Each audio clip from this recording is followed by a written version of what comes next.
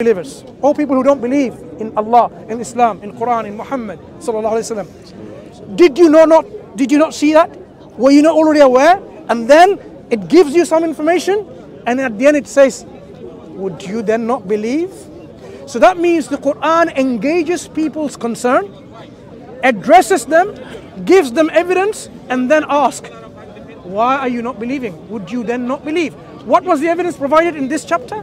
In this particular ayah? Two evidence, one from astrophysics and one from biology, on the same breath. Common origin of the universe, Earth, Sun, star, galaxies, everything was one singularity, and there was separation. That's what we know today, and that's what they will tell you today. Yes, we know, yeah, but that wasn't common knowledge. That wasn't known, because we came to confirm knowledge of this through the redshift, through the universe's stars receding from each other, the expansion of the universe, Hubble's telescope, all that experiments, background radiation. And at the same breath, the Quran says every living thing from water. Look, the Quran was given to a prophet who was living in a desert, hardly any water to drink. And can I finish that statement and then you can ask on that, just to highlight. I feel like I'm being preached to. Now I want to give you evidence so that you appreciate the evidence. Okay, cool. The Bedouins had hardly any water in the desert. They had hardly any rain to collect water, or any pools and oasis to have water. And the Quran is saying every living thing from water. How did Prophet Muhammad go dip down in the deepest oceans and find out the living being?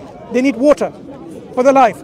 Did he go down in a volcano underneath the deepest volcano?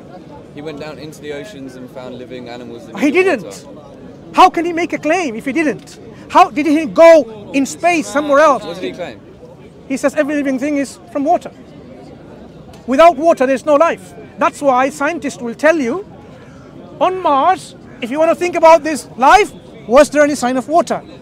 In any other planets you go to, were there signs of water? That's how we are. So Quran gives you two information, one from astrophysics and one from biology. Would you not then believe?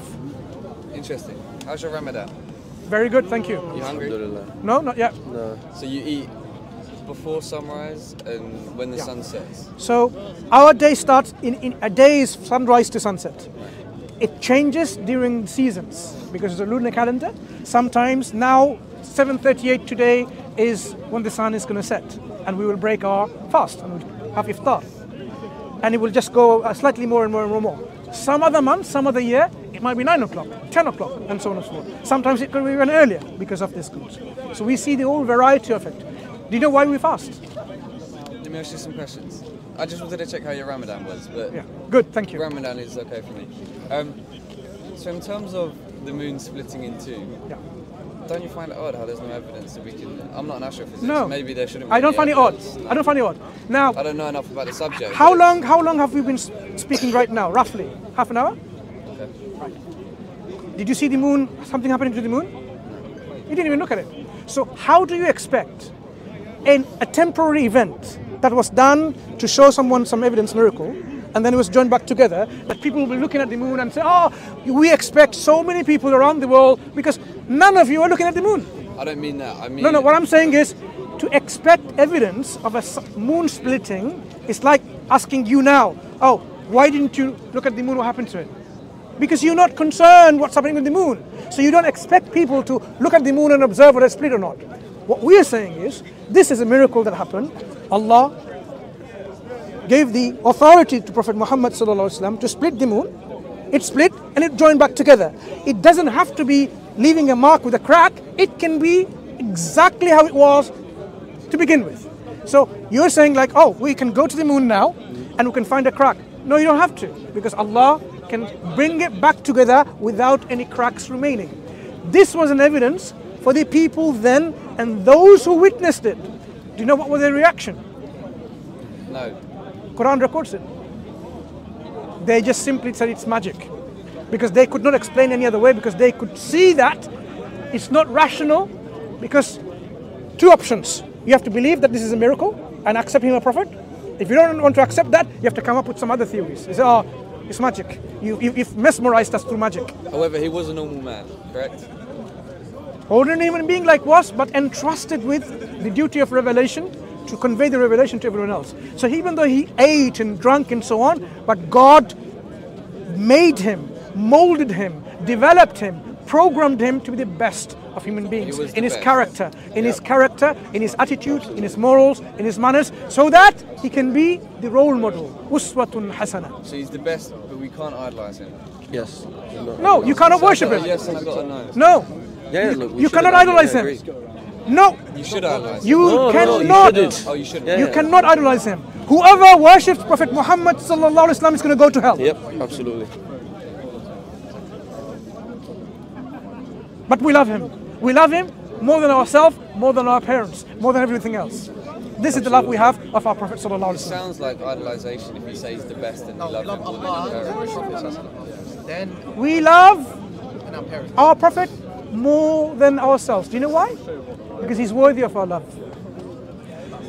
If there is a creator, would you not want to love him? Why more We than love our Moses? creator because he's worthy of our love. Why more than Moses or Jesus? Is it just because he is the last prophet that he is better? God excels one prophet from the other. This is up to him. God says, تِلْكَ الرُّسُلُ فَضَّلْنَا بَعْضُهُمْ عَلَى بَعْضٍ. God raised and elevated or gave faddal, some blessings, one prophet of the other. For us, we say, we make no distinction. We make no distinction between them. لا نفرق بين أحد من رسله. You make no distinction. We make no distinction. God makes that distinction. So if God says, Musa, Allah spoke to him directly, كلم الله موسى تكليما, we say yes, he is the one who spoke to God directly. And God, if God says, Ibrahim alayhi salam, Allah took him as Khalil, yeah, we say yes, he's been preferred, even with this epithet Khalilullah, a friend of Allah. We don't make a distinction, God does. So there is no idealization. We give the description, the attributes, the role, what Allah has given. We don't go beyond that. We don't say, even about Allah subhanahu wa ta'ala, we cannot say about Allah something that He hasn't said about Himself. That's our limit. We cannot speak about Allah that He hasn't spoken about Himself. 100 descriptive words, right? 190. The names that Allah has provided, we'll use them. We cannot use one of the names of Allah is energy. Allah is an expert. Can I ask one more question? Yeah. I don't want to take up all the time. No, take your time. We're more than willing to, answer your question so that at least you can appreciate and come to Islam wholeheartedly. Inshallah. So, maybe I'm getting there, who knows? Inshallah. Muhammad, did he write the whole Quran? No, he was unlettered. He could not read and write. He was illiterate, I heard. Yeah, he could not write. So the Quran came to him through Angel Jibril, who revealed it in his heart. And he told his companions. And he recited. He memorized. He got people to memorize, and he got people to write down, those who could write down, and he got people to recite back to him so that he knows that they've written it correctly. Is that considered a miracle, the fact that a normal man could memorize the entire Quran? No, I mean, children memorize the Quran, yeah. Memorizing text is not something miraculous on itself, but I would say it's a miracle for a sheep farmer, or whatever he was, or a trader, to sit down in a cave and memorize this thing from an angel and then relate to his companions perfectly. But it wasn't all at And once. he's a Like, normal man. I think you Isn't think hard that to it was believe? all at once. No, it wasn't like the Quran wasn't just instilled at one point in time, all Day by completed. day. It was piecemeal. over. It was piecemeal, 23-year period. in a period of 23 years, Quran was revealed in a piecemeal, and then it was joined together because God says in the Quran, "Inna alayna jama'ahu wa Qur'ana." For us is the gathering and the recitations. So even though some parts of the Quran was revealed first, it's not the beginning of the Quran. The surah, the chapter that was revealed in the Quran, "Iqra bismi rabbika alladhi khalaq." It's not in the beginning, first chapter of the Quran. Does it say why it would shuffle these orders around? Does it give reasons? Because God has revealed the Quran with the needs of the people at His time. Oh, interesting. Yeah, but the Quran also came for the people at all times. You say So his collectively, people, who are his people? Because it was just Muhammad alone, right? he's not in a desert. He is with community. So he has people, But those aren't his people, tribes. those are Jews and people. No. There's people- The those are Quraysh, Quraysh his people. community, and the broader community, the Jews and Christians from the Hijaz and elsewhere in Medina, broader whole world. And Mecca So was a hub. we are his ummah. We are the followers. You can be part of this I ummah. know that. So when you you say it was for the needs and wants of the people at the time in that specific region. So are those the chosen people? Of God sends revelation initially to the people and reforms them and brings them back as well. This happens to all communities. But the Quran, even though it started with Prophet Muhammad ﷺ, because it came to him as a messenger, as a prophet, and to his people, but his mission was not restricted to his people. وَمَا أَرْسَلْنَاكَ إِلَّا رَحْمَةً لِلْعَالَمِينَ. Allah says in the Quran that He has sent Prophet Muhammad ﷺ to be as a mercy to not, mankind. but as a mercy to whole of mankind. mercy to the whole of mankind. Yeah. When, historically speaking, why did the Umayyad and the Abbasid dynasty caliphate spread so far and wide into territories that were before non-Muslim? How is that helping you? Let's talk about Prophet Muhammad. That's how. With their caliphate? When the Quran entered in the hearts of people, and the people were carrying this Quran in the hearts, they wanted to take it forward. So whether the Abbasid and the Umayyads and the Fatimid and whatever, they took the Quran forward to the people. They took the Quran to the people. So whether the Quran, It depends. look, if you have a community who has become an obstacle to receive the revelation of the Quran, Like this country. the Quran at that time, Islam provided three options. Mansur, 10 minutes? Inshallah, 10 minutes. Nearly 7. Yeah, we have to go in 10 minutes, inshallah. Three options. Let us come to your land and we tell the people, show the people, let the people know about Islam. No problem. Okay. Condition number one, no issues. If they accept it, that's fine. If they don't accept, then there are other conditions, like, okay, do you want us to open up the land so that people can hear it? Because you have made an obstacle for the people to hear about the truth, about revelation, God's final revelation. Yeah. So we need to remove that obstacle. Sounds forceful. No, You have to force removing- them Removing, the ability to hear the removing revelation the itself. obstacle, Yes, not Removing forcing people the to obstacle. become Muslim. not No, I hear, forcing. but it's Look, removing the obstacle, not forcing the people. Those obstacles, still not forcing on them become a Muslim and believe in the Quran. No, because they have become an obstacle to God's message to reach to people. I get Look- that. And look- it was look a at time this. before freedom of religion, which I guess we If- disagree no, on. no, not even, no. We actually would believe Prophet disagree. Muhammad is the We, messenger of God? You're shaking your head. Was it a time? I think, no. Let's go back to the point. What he explained, what's your explanation for the Quran? Do you think it's the word of God? Do you think Prophet Muhammad is the messenger of God? Then we can move on after. Me? I'm not Muslim, no. No, I'm not saying you're not Muslim. Based upon what Brother Mansur mentioned, what do you think about it? Well, we're on a whole different Yeah. point of conversation. So here. look, I Islam can answer afterwards. Islam can spread and has spread politically Yeah. with might. No one denies that. But Islam spread as a political entity, with or without might. But Islam as a religion, as a theology, as a belief system, did not spread by force. Ever. Because you cannot force people to accept Islam. I cannot put a gun on your head and accept Islam because you can buy. No, you can't. What do you mean? You can't. Making Christians and Jews pay an additional rent. no.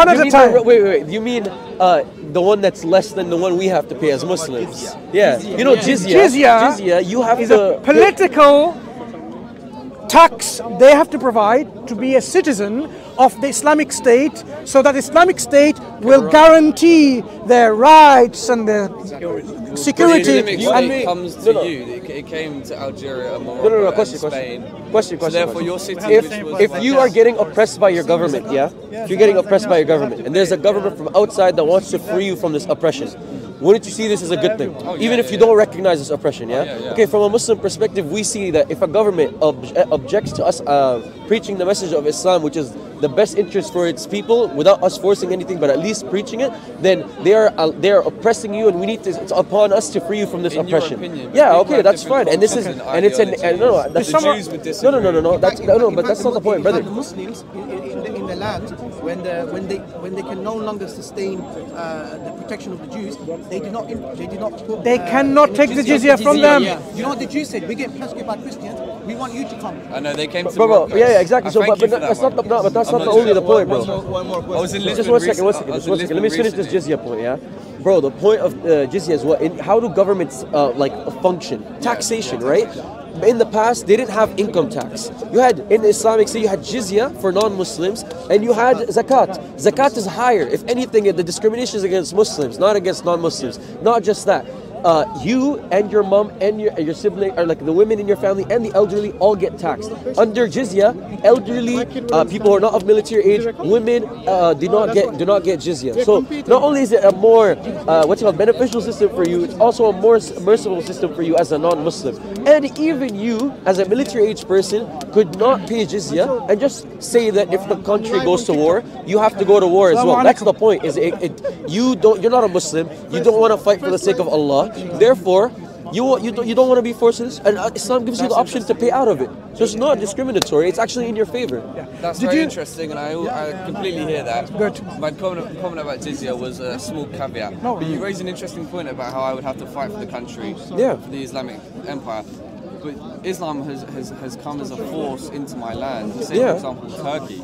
Okay, So how should is? this Turkish man I'll give you. now fight I'll for the tell you why. Islamic Okay, how caliphate? about America? Oh, you know there's conscription in America at some points. So they have the draft, right? So what about the First Nations people that had to go through the draft? Well, In the age of I agree with the no, formation I'm of saying that America. in the age of empires, you either conquered other people or you got conquered. There's no neutrality. There's no Switzerland. You don't get to just sit there. So you either conquer or get conquered. We don't live in that right now, so we don't need to have. But in that time, Islam needed to preserve itself because there was other forces that were trying to eat it in the same way. So the difference is when other forces would come and conquer Islamic lands, they would burn, rape, pillage, destroy the lands, and suck all the resources and kill all the people. On the other hand, under Muslim empires, we've had many. No. I'm not saying by necessity. I'm saying we've had plenty examples where Muslims and Christians and Jews lived not only in peace, but Islam actually provided plural legal system, something that the UK right now would laugh at if somebody tried that, to have Sharia courts here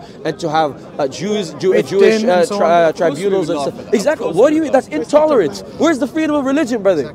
I want my divorce. I want my Islamic divorce laws as a Muslim man. Because this country had constitution and uncodified rules and regulations. Yeah, before oppressive. Islam. What do you mean before? Okay. Let me just. But before or after, is it oppressive or not? Is the Islamic legal system tells you? And bring your own laws. When That's you come not here, oppressive. no, doesn't matter. What about British people who are Muslim? What about British people who had their whole ancestry who are British? What about them? Do they not get the right to live by their? This is a secular country. If you want to live in a religious It's not a secular country. It's a secular country in some ways. Okay.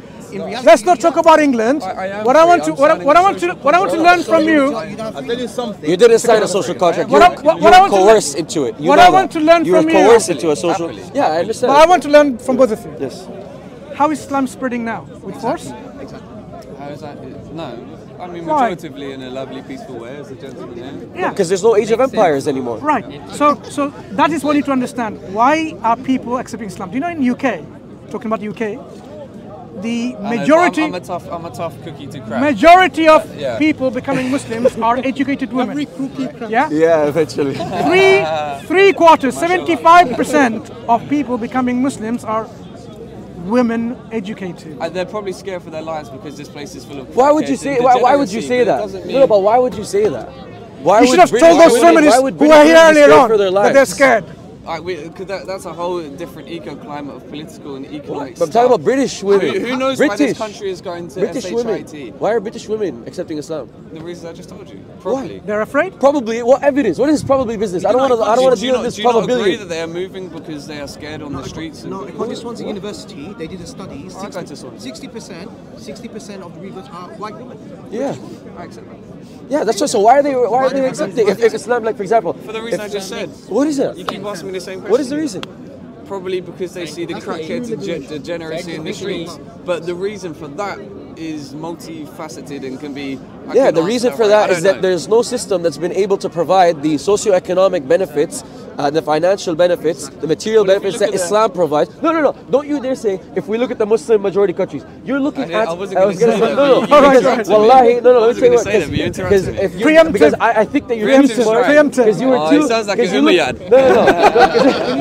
Because you look too smart to try to do a historical snapshot of 100 years and base Islam off of that, because you know for 1400 or 1300 years Islam was either the superpower in the world or one of the superpowers in the world, and Islam flourished. All of science flourished under Islam, not in Europe. So that's what I'm saying. So just because the last 100 years we're getting boggied because our resources are getting plundered and our lands are getting bombed and our people are getting defunct because of the education system is getting robbed. Yeah, that's fine. We could say that, but that's why Islam still spreads, because it has such potency and such truth to it that it transcends cultural boundaries. It transcends race. Yet fully, personally, because I don't think you're that well read on the subject, that the Islamic Golden Age was fundamentally Islamic and not Arab, Baghdadi, Damascus. Why did I say no? Whoa. Which makes me the reason. leads me to believe that it wasn't the Islamic it wasn't Islam is the reason. Because we implemented Islamic. Maybe, I don't know. No, I don't think that every person that did good under the... It's actually still proof for my point. Anyway, let's get back to the point about the generosity of this country and why you think why women are turning to it. Did you ask those women? Exactly. Yeah. No. You should do that. We all know the reason. No, you don't. You don't. I do. But you saying no to You're preemptive. You don't. You're preemptive. You're preemptive. British Empire. Yeah, so come on. But it's not unique to Islam, either. It seems to be, because people are... It's quite unique. What is not unique? Okay, I'll tell you why. Islam has the worst marketing in the world of any ideology probably in the last 100 years, yeah? And yet it is the fastest growing religion in the world. Subhanallah, that alone should get you to think a little bit. Yeah, because Islamophobia is on the rise. Yeah. You should see Islam coming religiosity is growing amongst Sorry. women regardless of it being Islam. Sorry, repeat that? Spirituality and religiosity is growing. Well, there's one amongst reason. women. That's not true. Maybe that's the case in the UK, but on the worldwide... And it varies per religion as well, but it's not just unique to Islam. That it's growing. No, that's actually is unique. Pew, even Pew says that. It's not. Rates of interest in things like astrology and other spiritual beliefs, other religious beliefs are growing amongst women. No, but I didn't say only women. But we didn't. We had a tangent about women. In general. Unless I've come in on the wrong point, what I heard initially was you talking about the growth of Islam amongst women. That's not just the. So Islam in general is the fastest growing religion. But the in point the world. I was making, in general, and not only that, spirituality is on the decline. Actually, the point I was making, the reasons why educated women are accepting Islam is not because by force, because through their education and intellectual query which got satisfied by observing, reading, studying, reflecting on Islam and the Quran and the life of the Prophet ﷺ. And they then accept. What are the socio-economic factors going on behind it that make people turn to religion? Exactly. For example, where are the highest rates of religiosity? In poor countries with lower rates of Let's talk about UK Where women. is that happening with Islam? No. In countries in Southeast Asia. It doesn't matter. The question is, there's lower economic security, there's political instability. in UK, There's less education. In UK? Scientific. In UK? No, but you I am have talking about growing UK. Muslim religious communities in all the developed countries. As I pointed out, it's not just Islam that is growing amongst women. That's not That's true, the point. bro. But that's not the point I am discussing anyway. No, doctor. It's various. My friend, various religious. let me help you out because you came late. It's literally on the decline, bro. I'm gonna help you out. Protestantism. I don't want to debate. I am. No. Can I help you in this? You came. Let him help. Let me help. Okay, give a second. What's your name? Ismail. You changed your name as well. Wow. Ismail, what's your name? Oscar. Good to meet you. Let's talk about safety of women in this country, shall we? Yeah. So what we were saying, Oscar, what we were saying, women in this country, if you ask them, Can you guarantee her safety at home? Yeah, let's continue. Let's continue. When are you leaving? When are you leaving? No, we're good. oh, we need to go. What time is it? Now. Why do Okay. you need to go? So we have to go and break our fast. Oscar, we can continue You're a this. Muslim? Yeah, Do you want to come with us? You want to come? We can continue. No, I'm being like, you want to come and continue? Okay, let's go. He'll come. Next Sunday you here? Inshallah, God willing, yeah. Okay, good. You know what I'm saying? You want to come join us? Where? Fine, we can go to. Where are we going? Are we going to somewhere or going to? Yeah, come with us, bro. Okay. We're not kidding. We have No, to a restaurant where we break our fast. I have no money. You can pray there. Bro, No, it's okay. I appreciate it. No, bro. seriously, come. Wallahi, come. We'll continue. Let's go. It's a good convo. Let's continue.